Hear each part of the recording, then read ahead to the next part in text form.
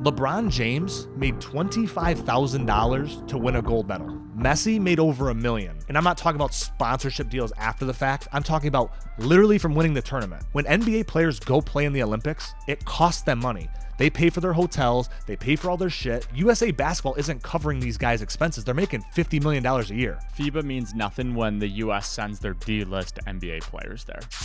Welcome to The Real Oshow. I'm Zachary. Joining me as always, my partner in crime, my brother Joshua. And on today's episode, we talk about the NBA breaking away from the Olympics and creating their own World Cup. Enjoy. They paper getters, they want money more than they want fame shit. I swear we go so hard, we on A-list. I see my niggas prevailing. We going hard for the hand. We gonna stack till we jaded. This is a great interview. They doing their thing. So Joshua, maybe like a year ago, you made a video on the Cincinnati Bengals wouldn't be able to afford Jamar Chase, right? Yep. So they're having a funny thing again happen with their first-round pick, Shamar Thomas. I don't know did you hear about that at all? I've been hearing about a lot of different ones, not just the Bengals, but there's been quite a few other ones. There is a lot of unsigned people. Obviously, the Houston Texans give a fully guaranteed deal to their second-round pick, which pretty much everyone else wanted. Pretty much fucked over every second-round pick. And then, so there's a first-round pick, Shamar Thomas, for the Cincinnati Bengals, went 17th overall. The guaranteed money is not the problem in what's going on here. So what they have a problem with is, so like I said, it's structured as the other rookies because you're pretty much slotted. With the pick, you get slotted. Like that was the collective bargaining agreement that happened a decade ago. I think Sam Bradford signed for like 7 years, $72 million.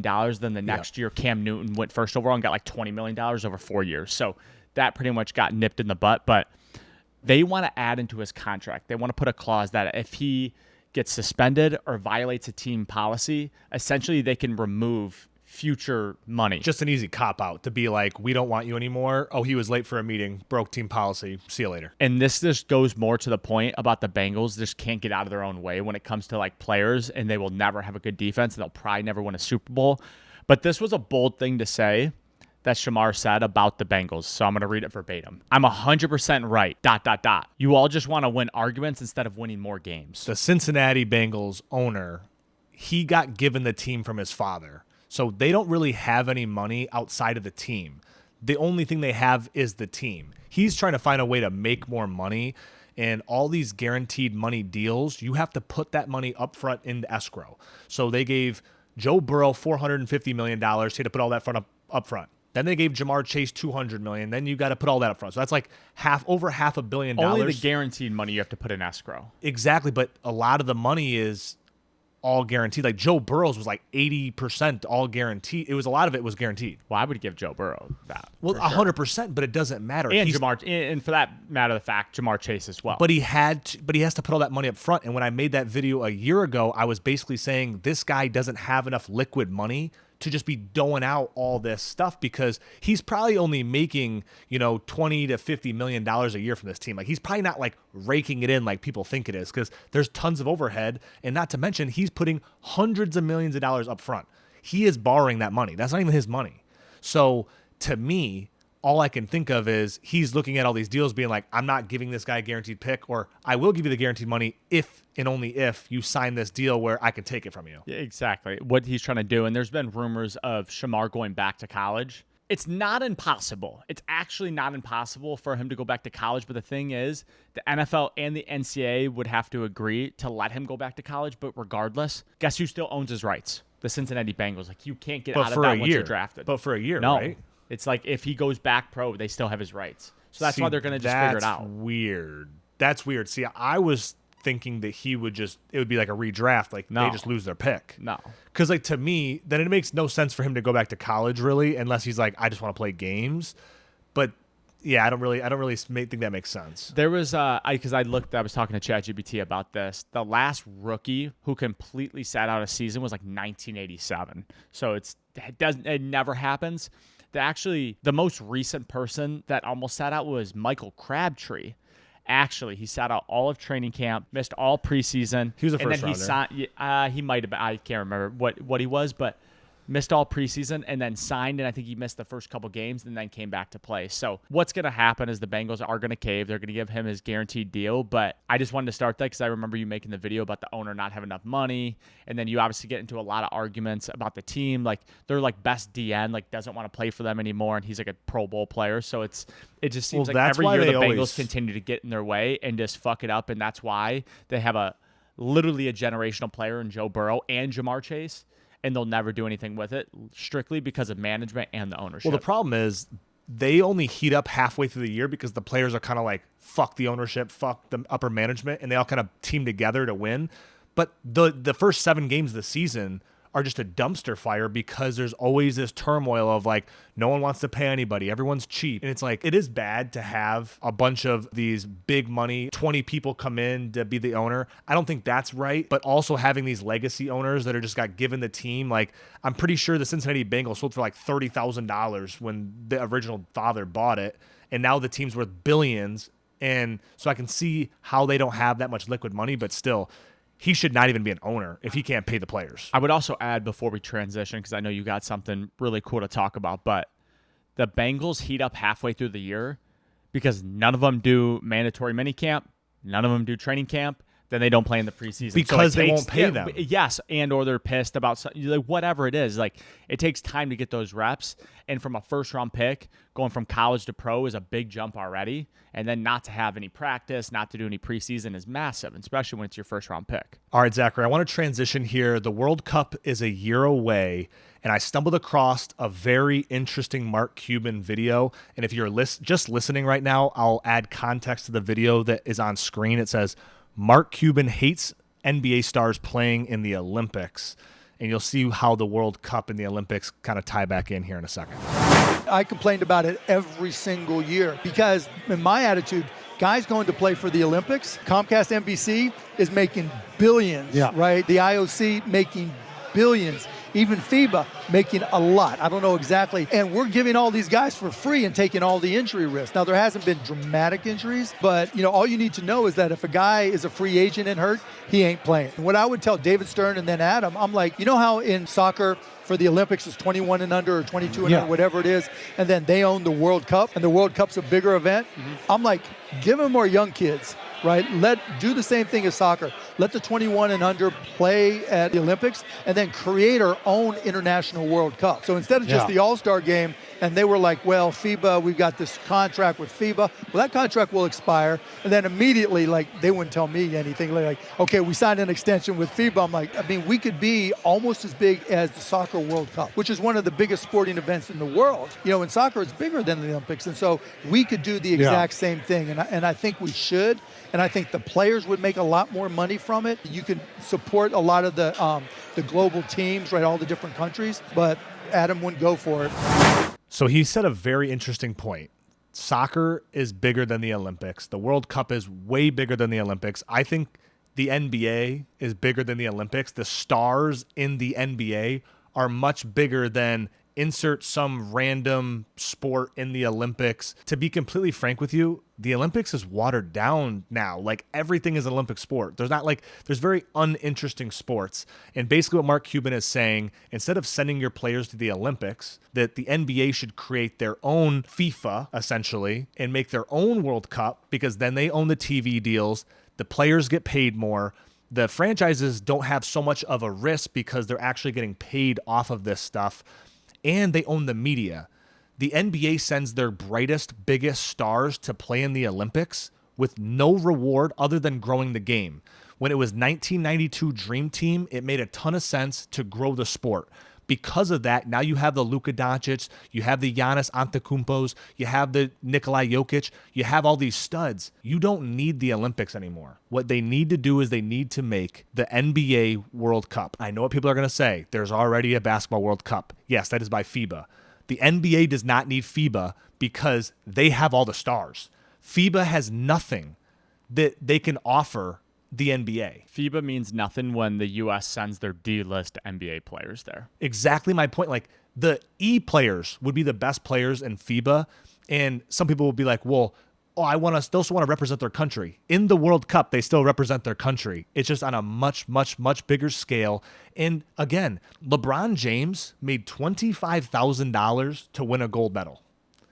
Messi made over $1 million. And I'm not talking about sponsorship deals after the fact. I'm talking about literally from winning the tournament. Just right there, I understand LeBron James wants to win a gold, but winning the World Cup would have the same thing, except you're actually getting paid for it. When NBA players go play in the Olympics, it costs them money. They pay for their hotels, they pay for all their shit. Like USA Basketball isn't covering these guys' expenses.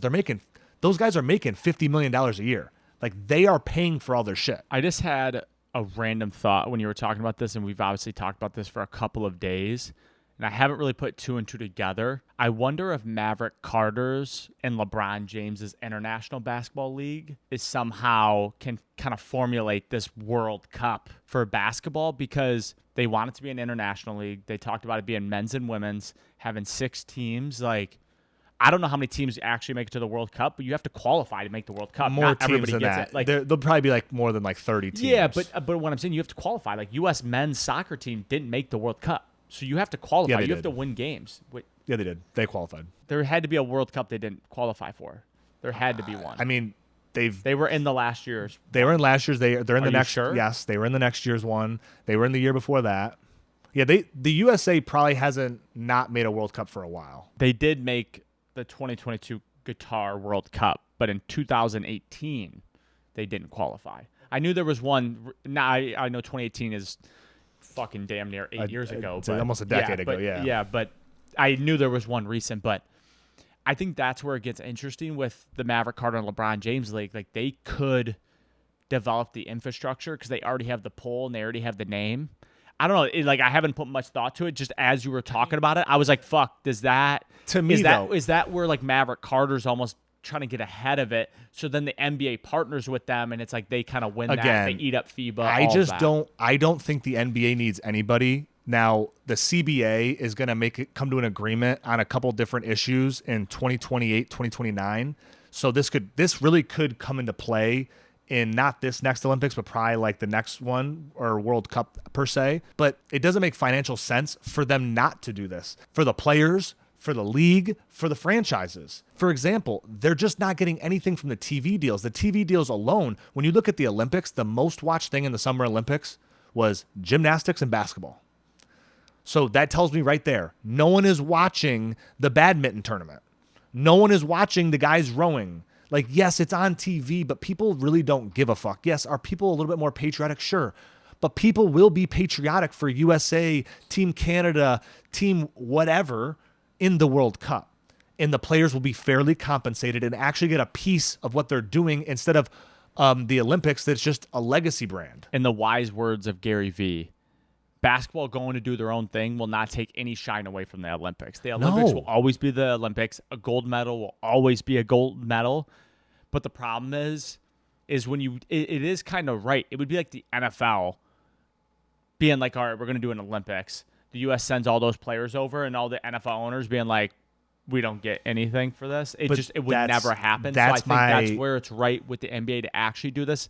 I don't know if they'll ever pull a trigger. You don't know how these contracts work, because for the NBA to do this, they have to blow up a lot of things. The NFL, what you just mentioned, I think will have a different approach on it because they're still trying to grow the game globally, but they're going to let very, very, very limited guys go play on the Olympic team. I don't necessarily know if they're going to let Jamar Chase go play on the team, because if he gets hurt, there is a consequence to that. And the NFL is a very, very tied up product. They do want to expand the game, so I could see them doing a little bit in the Olympics, but I don't think flag football is going to be the thing that. But why wins would them you over. limit what you send over there if you're trying to grow the game? You're going to send your C-list players, then you get the same problem with FIBA. No, I don't think you send C-list, but you send a good caliber players, but you're very smart and you're very intricate of who you send over there. I think it's a good idea. The problem is if Jamar Chase wants to play, you got to let Jamar Chase play. The NFL, it's a really give and take for them because they already have a beautiful product. They just want to grow it globally, and they're kind of already doing that on their own with the 17 weeks. Roger Goodell wants to be overseas, but I think the Olympics do play a part in growing the game globally. But again, the NBA's grown out of it. FIFA grew out of it in 1992. There's a lot of other things that need to happen, but the NBA is bigger than the Olympics. Yeah, I think the NBA should move on, and I don't think the NFL, aka football, should ever touch the Olympics. The NFL doesn't need the Olympics. The NFL is bigger than the Olympics. They just go play in Brazil, fucking Portugal, in Dubai, and it's just like you just make it part of the football schedule. That's all it is. Like that's literally exactly what you do. They're going to keep dropping preseason games off. They're probably going to drop another one here soon. Then it's going to be 18 games instead of 17 games. So it's like you're easily going to be able to do it. You know, if you go to Dubai, your next week's a bye week. Like there's a way you can work it in the schedule that you're not sending players to the Olympics to go play other shitty players and get hurt, because we both play professional sports. When athletes play with non-athletes, the athlete gets hurt, not the non-athletes. 100%. And that's what would be scary for the NFL to send over their stars, where these guys get hurt playing against a bunch of jabronis, hurting them. Exactly. And I also want to say another thing that I didn't talk about earlier with the World Cup and the NBA. Right now, where the NBA is in the World Cup, they play in the Summer Olympics, which means that these guys play their full season. The best players play, 30-something playoff games, and then they have to go straight into the Olympics. So they basically get no off season. When they make the World Cup of basketball in 2030, what's going to happen is during the All-Star break, they're going to take like a 3-4 week break off of the season. They're going to do the World Cup of basketball, and then it's going to go back into the season. I'm telling you, That's too long of a break. But it makes a lot more sense. It might not be that long, but it's probably like a 2-week break. But it needs to be something on that line where it fits into the season more, and they kind of smooth it in every 4 years where it makes sense, because them doing it in the offseason also doesn't make sense. Taking these guys summers, we just saw 8 guys tear their Achilles, and that's because there's no breaks. These guys are playing with calf strains. They're doing all these things. They never take a break. They never lift a weight. They never do anything. So to me, doing it in the middle of the season is a lot safer. And if you see hockey did 4 nations during the season. And we were like, damn, that was kind of a long break, kind of a lot of games. But had that been the real thing, it would have been the perfect time to do it, because these guys healed by the time playoffs started. All the guys that got kind of banged up during 4 nations were healed by playoffs. Joe Burrow talked about doing the NFL Pro Bowl in the middle of the season with a 2-week break. He said you'd get a better product, and the players would like it more. Like players, by the end of the season, they're like, "Fuck." Well, this, and you also get to get Patrick Mahomes in you get the the best game. players. You don't have that when it's the Pro Bowl. All the best players that are playing in the final game don't go. So it's like it's not even really the best players. Back in 1959, a Houston mayor bought a stadium just so he could live inside of it. There's a guy, Roy Hofheinz, a.k.a. the Judge. He became the youngest judge in Texas history at age 24. Later, he became the Houston mayor, where he developed a passion for the MLB in the city, the Colt 45s, which, classic name. They should have kept that name for Houston. But they actually changed the name because he wanted to develop a new stadium just so he could live inside, a.k.a. the Astrodome. Now, the reason for that was the Colt 45 stadium was outside, was muggy, tons of bugs. People hated it. So in 1962, he begun the construction of the Astrodome, which was considered the 8th wonder of the world. It was really like the first dome ever for sports. But here's where it gets wild. He built a 5-story, 24-room mansion inside the park that he lived inside. Inside that 24-room mansion was a bar room, a private movie theater, a personal barber shop and a salon for his wife, a circus-style playroom for the kids, a bowling alley, putting greens, conference rooms, his personal office, and several balconies for him to watch. So literally during Houston Astro games, he was just hanging out, having coffee with his boys during a game.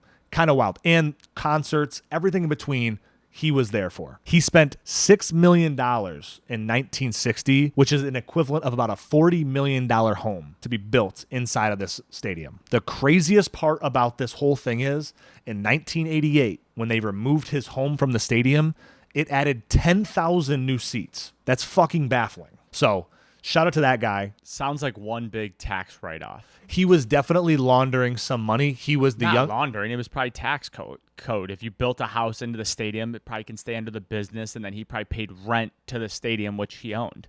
So one big tax write-off, especially back then when they definitely didn't give a fuck about taxes back then. He was the youngest judge in Texas. Everyone called him in the state of Texas the Judge. Like when he walked around, people were like, "That's the Judge." So he was already that guy where he not only knew the loopholes, he probably helped write the loopholes. Yeah, he definitely built that house as a tax write-off. I kind of respect it, though. And when you actually look at the pictures of this place, it is absolutely incredible. And they're in a different stadium now, right? No, the Astrodome? Astrodome is the same one. They just re-renovated it. And now it's what, Minute Maid Park? Yeah, it's something like that. But Minute Maid Park is Houston. It's the Astros, right? yeah, That's Minute so, Maid Park. But the reason why the Houston Astros are called the Houston Astros is because of the Astrodome. For some reason, baseball had this thing back in the day where they would name the team after where they played. New York did the same thing. I bet you didn't know the New York Yankees used to be called the New York Highlanders because they played at Highlander Park. Interesting. And then in 1913, they went to the Polo Fields and they switched to the New York Yankees because the Yankees were kind of like their nickname for the team. Interesting.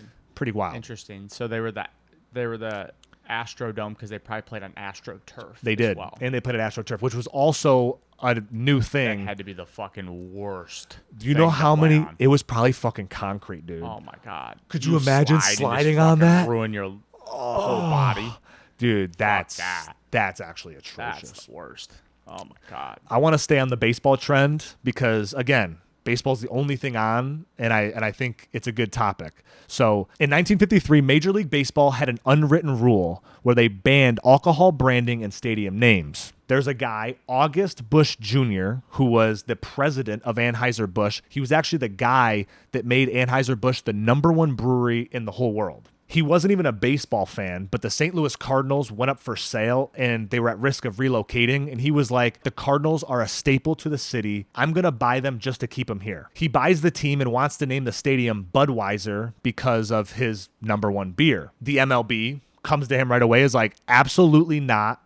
They're blocking it. And instead of just folding over, he secretly creates a new beer called Busch Bavarian beer and then names his stadium Busch Stadium, quote unquote, after his last name. So the loophole he pulled was, instead of naming the stadium after the beer, he named the beer after the stadium, which kind of paves the way for Miller Park and Coors, Field, whatever the other stadiums are. And the Cardinals have had 2 Busch stadiums, so it's pretty much a staple there. Everyone even believes that if they ever make a new stadium, they have to keep it Busch because it's like, that is what everyone knows about. Have you ever been to Busch Stadium? I've never been to it, but I've walked on the field. it's like known as like a legendary stadium because it has the gateway arches in the background. Yeah. I've walked on the field when I was like 8 years old. I went to a St. Louis, Missouri World Series, and part of the World Series, you got to like walk on the field before the game.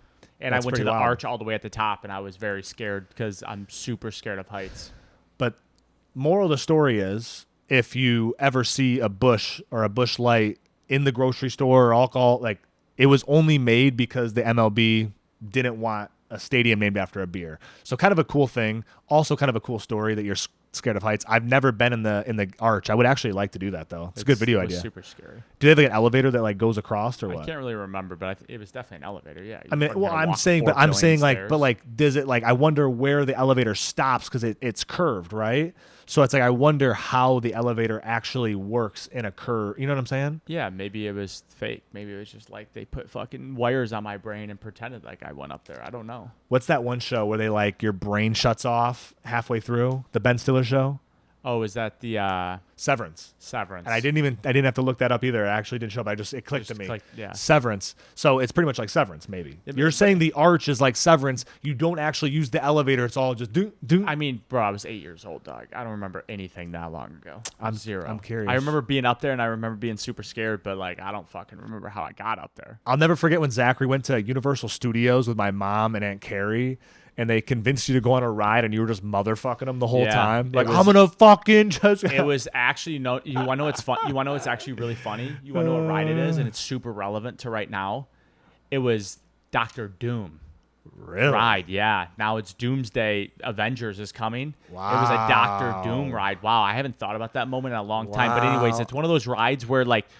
It's like a vertical ride, right? It's one of these where you go Oh, all you the way go up to up. the top of the park and then it fucking drops you. Oh yeah. And I already those don't are like- those ones suck. But dude, I already don't like roller coasters.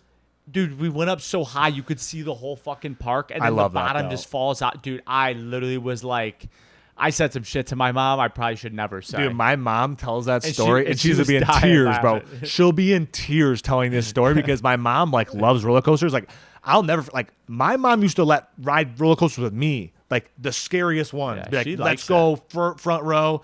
Zachary and my brother Tyler scared to death of them. I It's don't just like funny. them. I kind of like it. It just gives you that thrill. You know, I heard some guy say, and he's a military guy, but he was like, when you don't insert enough fear into your life, you actually will become more fearful in a lot of things. Fair. And he was saying that like when you actually put yourself in fear I agree moments, with that. it actually will make you less fearful. And he was saying how mentally, like, you know, women, for example, will have more like fear of like, oh, I'm gonna get mugged, oh, I'm gonna get, you know, murdered, because they're in less fearful situations most times. So it was very interesting. Interesting. Yeah, I mean, I should probably ride more roller coasters, but I feel like every time I ride a roller coaster, I close my eyes as tight as possible so I don't even experience the Yeah, roller we're gonna coaster. definitely have to do a roller coaster trip and bring GoPros and like But hold like, that shit.